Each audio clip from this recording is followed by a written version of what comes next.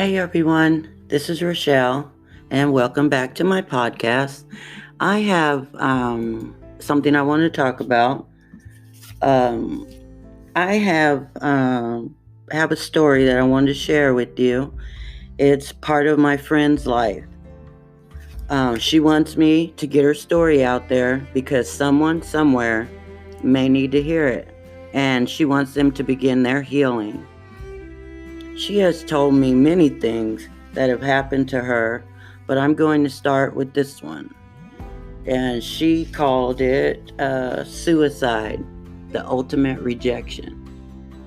She was a late middle-aged woman, alone for the first time in her life. She frequently found herself drifting into memories and reassessing her steps through her life, failed marriages, the reasons why, and the many times she thought of suicide. She was 19 and married a man she fell in love with and thought it was a forever kind of love. After they set up housekeeping, she became aware of the underlying nature of the man.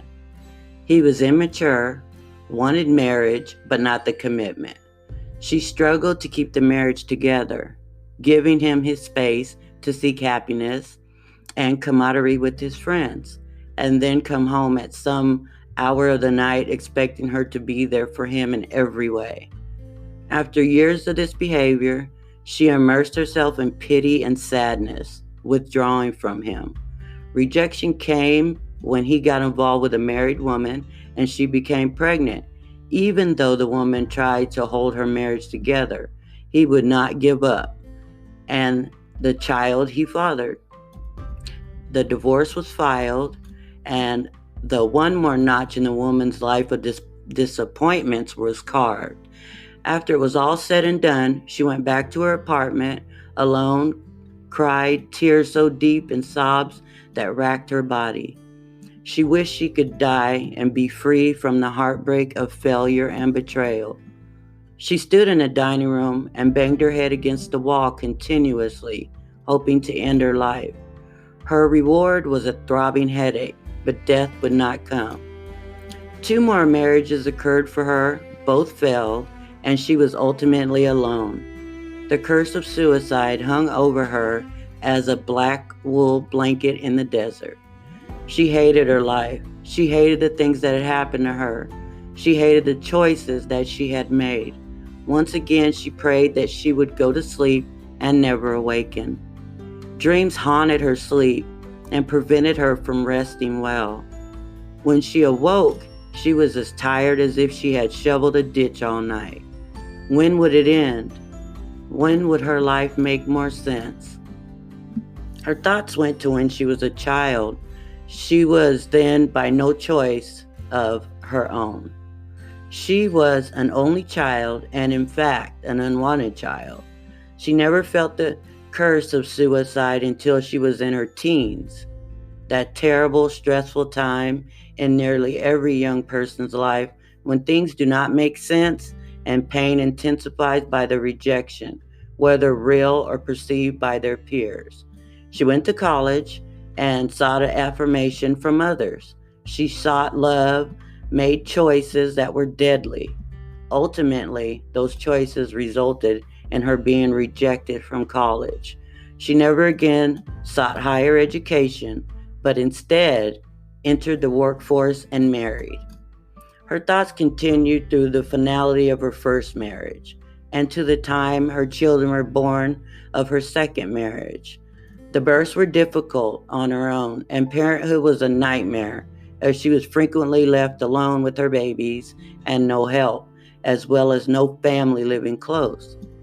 Suicide again blanketed her, but the thought of her children left motherless dispelled the darkness, and she struggled through.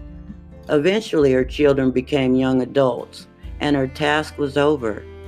Her children were successes in their world. She was once again alone, suffering the dreaded emptiness syndrome.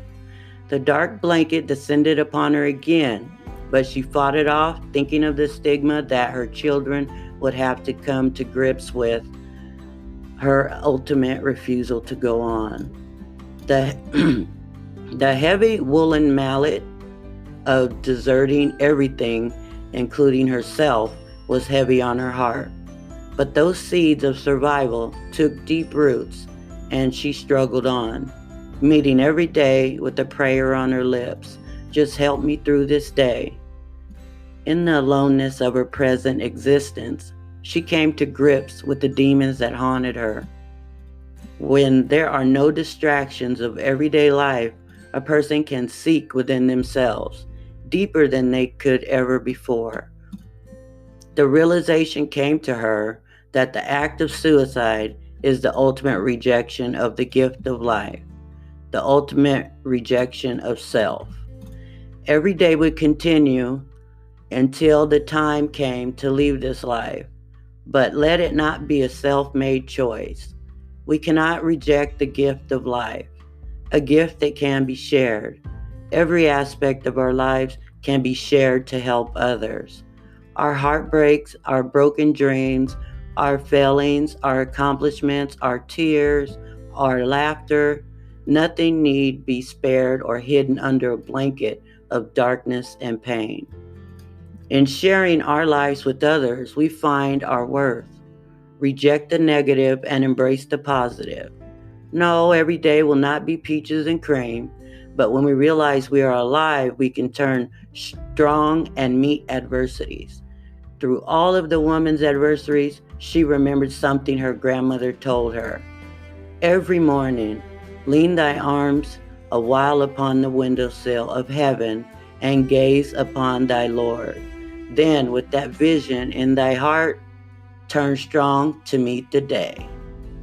And that is just one of the many stories that I have to tell about Carol. And I wanted to leave you with this quote: never let a stumble in the road be the end of your journey. If anybody has any questions or any comments or anything, it doesn't matter. Just send me a message and I will get back to you at any time. I hope everybody's staying safe and staying healthy. Thank you so much for listening. Bye-bye.